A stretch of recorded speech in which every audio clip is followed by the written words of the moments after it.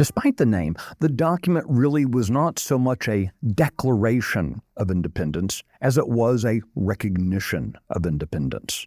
Our founding fathers were merely expressing in the legal and moral language of the day what was current reality in the world around them.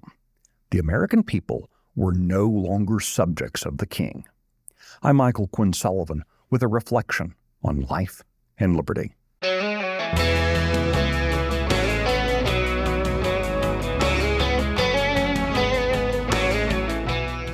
I've told this story before, so I hope you'll forgive the repetition, but it's important to understanding what the Americans believed in the 1770s.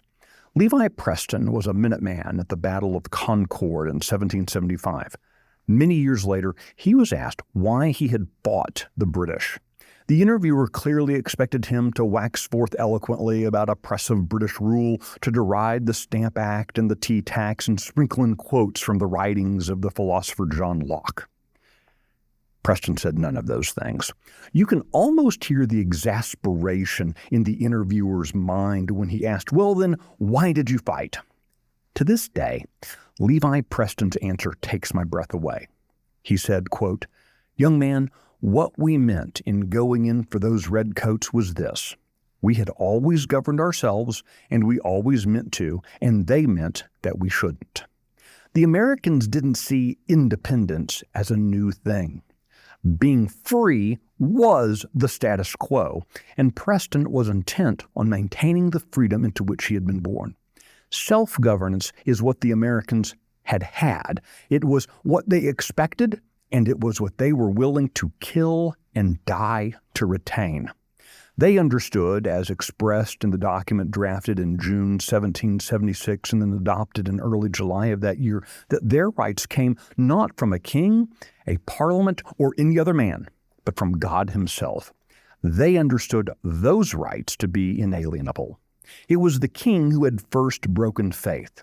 It was Parliament which had attempted to circumvent the self-governing status of the Americans. And so, after repeatedly petitioning for correction, the American people said that they had had enough.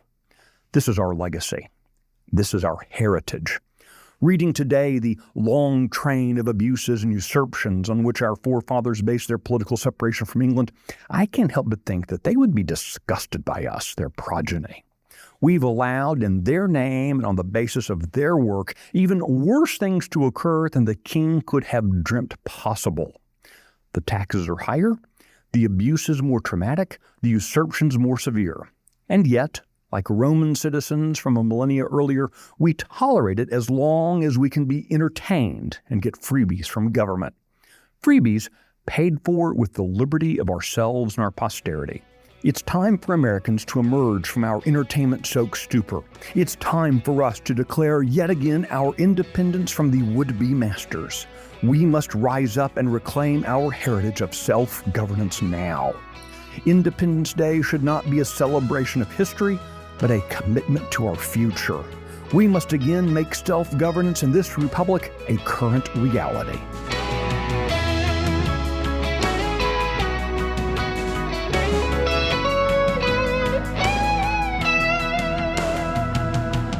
Hey, if you like today's Reflections podcast, be sure to subscribe, rate it, leave a review, and encourage your friends to listen.